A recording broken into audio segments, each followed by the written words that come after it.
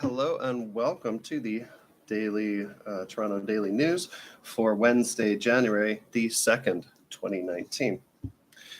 So the new bill that eroding our labor rights, put together by the Ontario provincial government, has come into effect today. We were going to be getting a minimum wage increase from $14 to $15 an hour, but Doug Ford's Conservatives managed to get rid of that.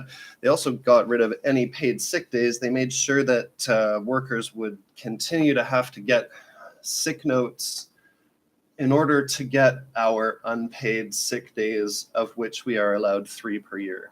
So you got to go get a doctor's note, which doctors recommend against doing. They said that's bad policy. That's really bad policy. They made sure to include it. So as I said, it eliminates any paid sick days that people were entitled to before.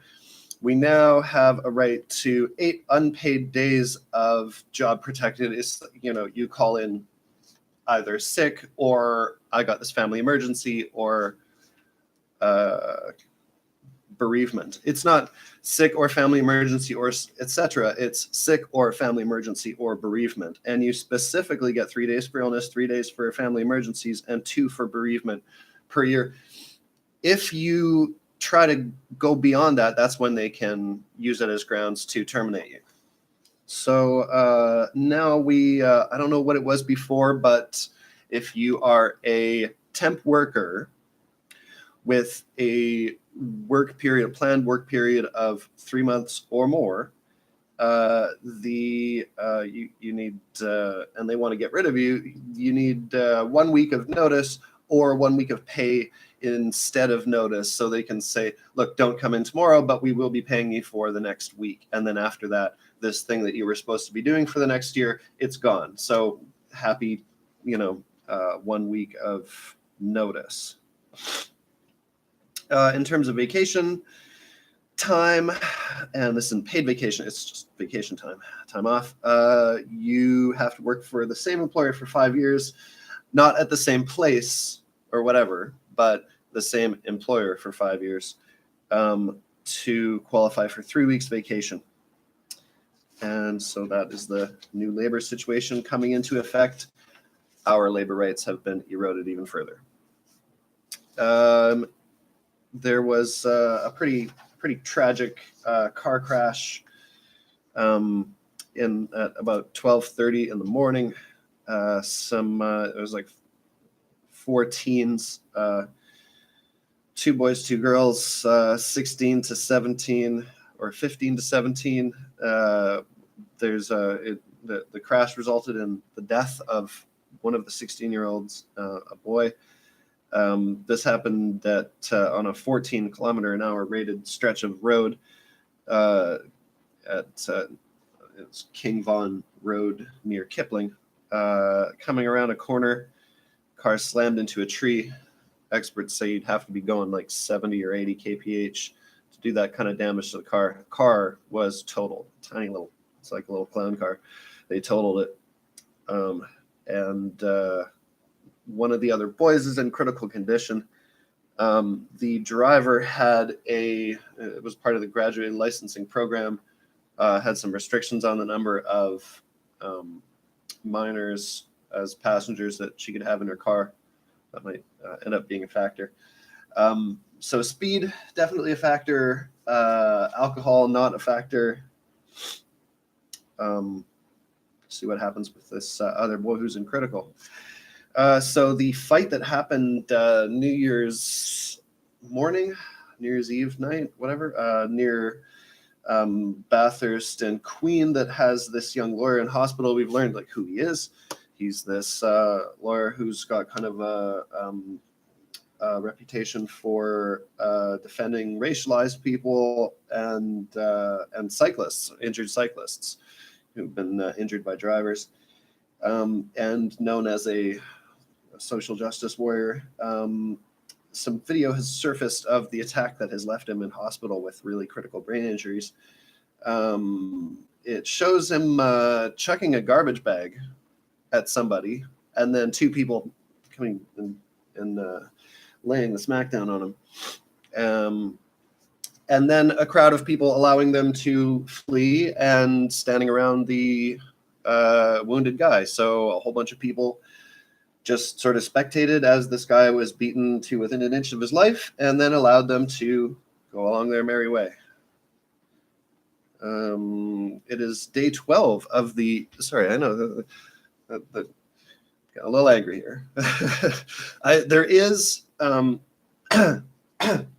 there is a lighter side of the news story coming up later. I'm saving it for later in the newscast.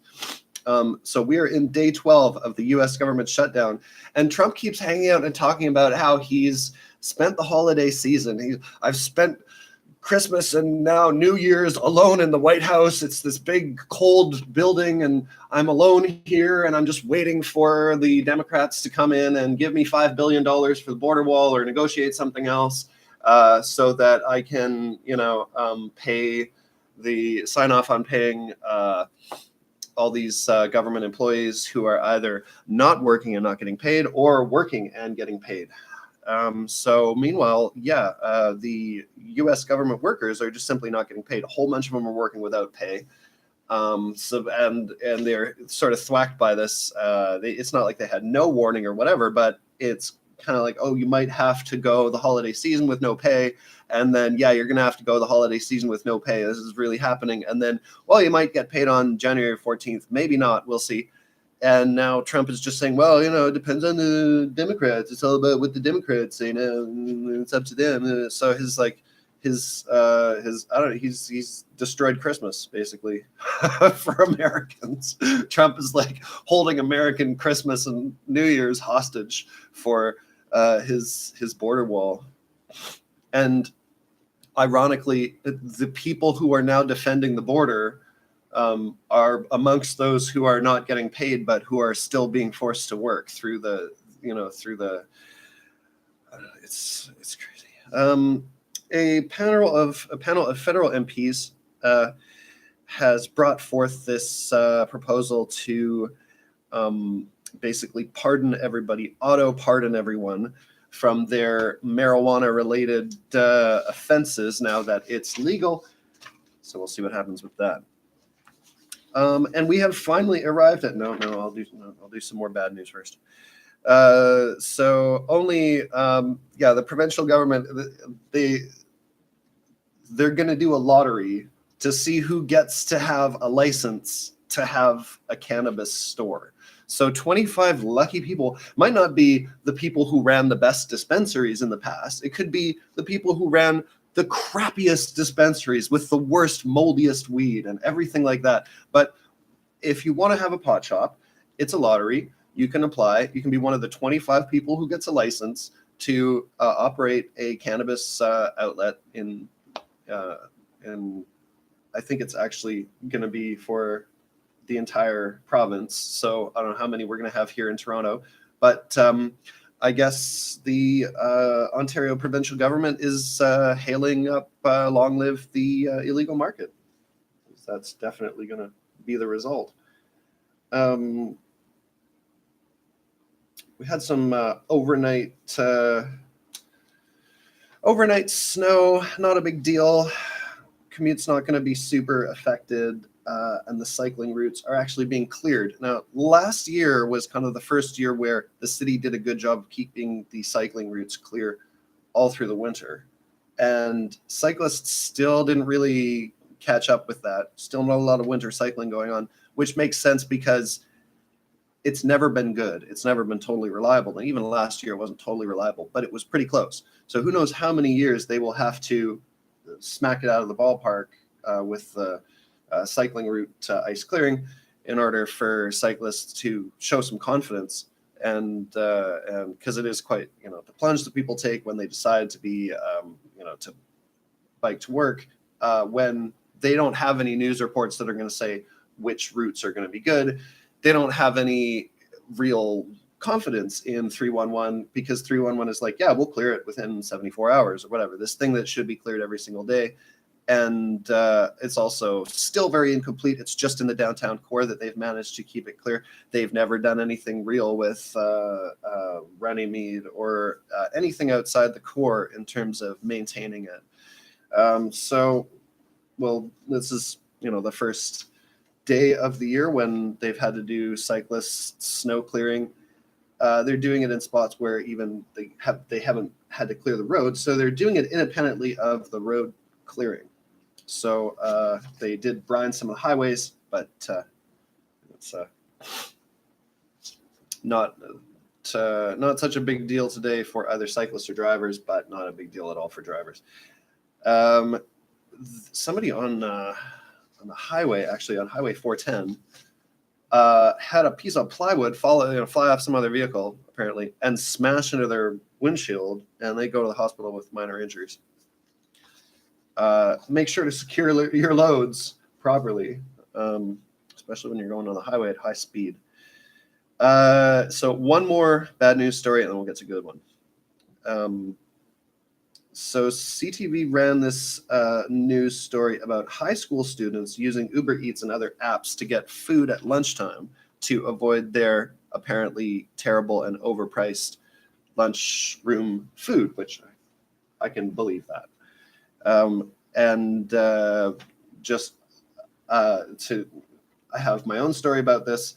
Doing Uber Eats as a cyclist, I've had a handful of high school student customers. One of them was actually like 2 blocks away from the place he's ordering from. I'm thinking like, okay, so this high school student, he's doing the same thing as my business students. He's like, I'm gonna avoid a 10-minute walk, and I'm gonna spend an extra $5 to avoid that 10-minute walk. So CTV's coverage was kind of interesting because they made sure to mention sort of vaguely that this would be a security risk with people potentially going onto school property, and then corrected themselves by bringing up that students said they were getting around that by going out to the curb to pick up the food, and that otherwise they would just be walking to the closest place anyway. And so this is allowing them to get healthier food and whatever. But they made sure not to mention that Uber Eats and probably the other courier services, although I'm not sure, but I know for Uber Eats, all the Uber Eats couriers are screened. They're pre-screened before, like as part of the application process.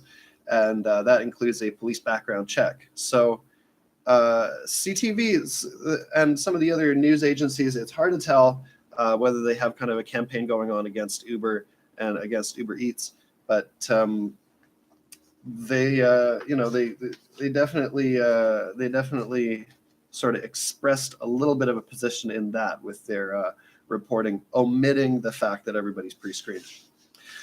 So finally, now we can get to the nice piece of news. Toronto Police Services officer made himself a nice New Year's Day welcome to the New Year film, funny little video with him in front of his cop car sliding down the road, and you can't tell that there's a little bit of an incline, and so he just looks like he's sort of just vertically, or horizontally just sliding across the road in front of his car.